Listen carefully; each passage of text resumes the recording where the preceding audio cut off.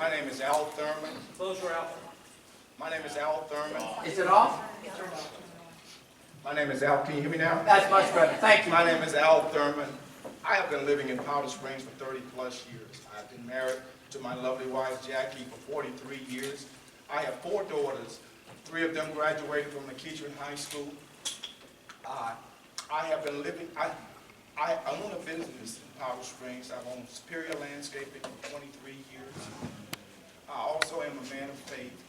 I am deacon at Mount Everton Baptist Church. I also serve as the International Director for Foreign Mission. You need to hold the mic closer. You got to hold it right to your mouth, Al. I'm Okay, sorry. all right. Can you hear me now? Yep. Yes. I have been on the City Council for 13 years, representing Ward 2, where I've been actively involved in the city. I also served as a Scoutmaster for about 10 or 12 years at my church as Scoutmaster. I've been very active in the city of Powder Springs, working, trying to make a difference. I've also worked in my community. I've done a lot of stuff. I've also served on the board of directors for the Center for Family Resources, if you all are familiar with that.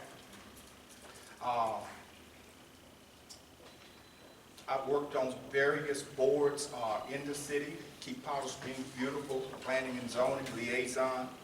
I'm a world traveler. I've traveled all of the continents except for Iceland, but I've been around for a long time, and I want to take Powder Springs in a new direction.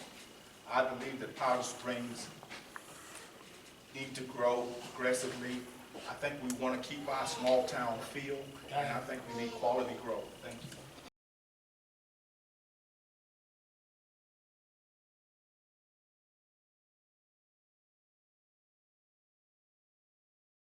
The city is in the process right now of going through the code and making changes, and obviously that is an issue that I feel very strongly about regarding signs. I think it's something that needs to be changed. We need to change the sign ordinance so our business can be able to advertise their business, market their business. Right now, the way the code reads is too strict.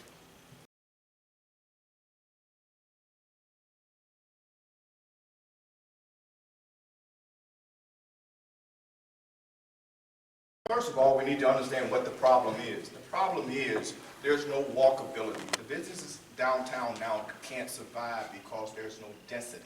There's no walkability.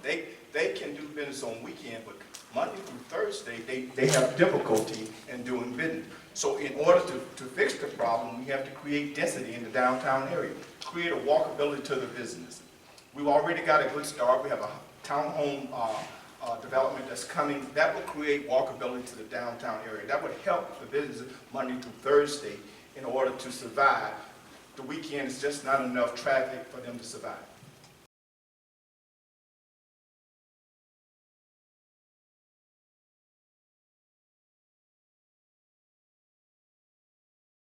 Based on the conversation I've had with our chief of police, we already have high standards.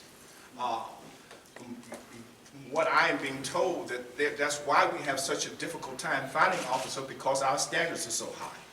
And I think the standards is not the issue. The issue is that we expand our marketing to outside what our regular marketing skills as far as hiring officers. I think we need to go to other areas to look for officers. But as far as the standards are concerned, I believe they're already high.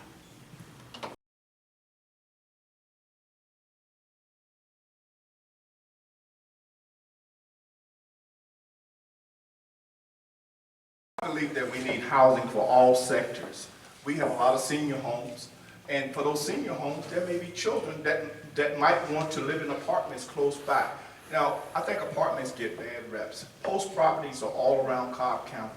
No issues, been here for 35 and 40 years. If they're managed right, they serve a purpose. This millennium generation, everybody's not buying a home.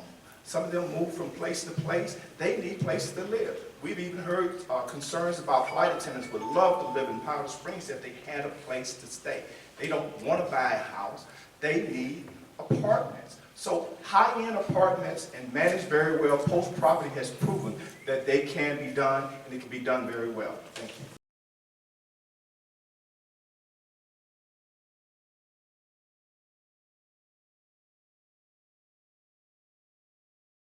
Perfect world, you're not going to get anything perfect. I did not vote for Ms. Connors when her name came up for city manager. I think Ms. Connors is a very hard worker, but in the manager's position, there are things that are needed: communication skills, good customer service, and I thought she was lacking on some of those things. Nothing against her personally. I think she has worked in our community development department. She's a hard-working lady. But I didn't think she met all the attributes of a manager, and that's why I did not vote for her at the time. As far as terminating managers, I'm well experienced in that. The city of Powder Springs has gone through 5 managers in the last 10 years. It's not an issue. They don't work. We've let them go, got an interim, and hired another. Just that simple.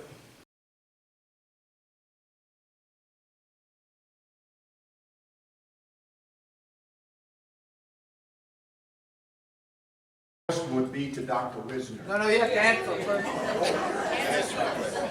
Not that easy. Sorry.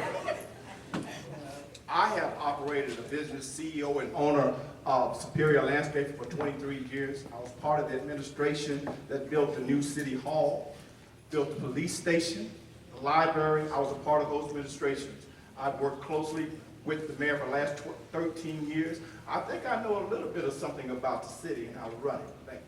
I would like to ask Dr. Wisner, who's being a full-time doctor, how does he plan to run the city? I read a newspaper article, said that he was going to give 1 day a week, which is Wednesday, he was going to take off.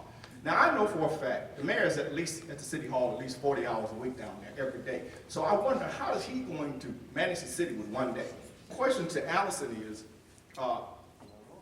you have a lot of experience with business, but it is a totally different in running a city, a municipality. I think it would take you at least 2 years to get up to speed. If I asked you what was the DDA, could you tell me? Would you know what the DAPS means? I don't think you would.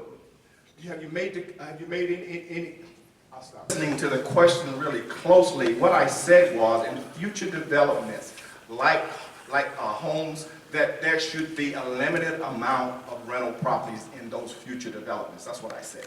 Now, as far as rental properties, I don't think you can control that. Section 80 and all those are federal mandate program. City has no control over any of those issues.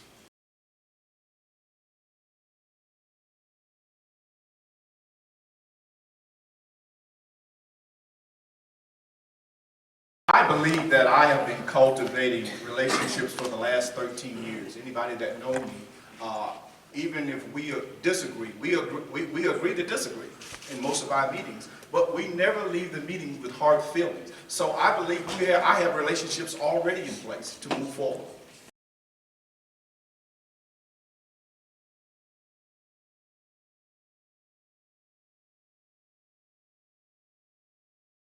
I think Ms. Hudson said it best. Why is the urgency to push this charter through at this time and at this place? Why not wait till the new administration comes in January? Why is such urgency? That is the issue. And I think we need to listen to the people we work for. If the citizens don't want it, that means that you're operating like a dictator if you don't want to hear what the people got to say.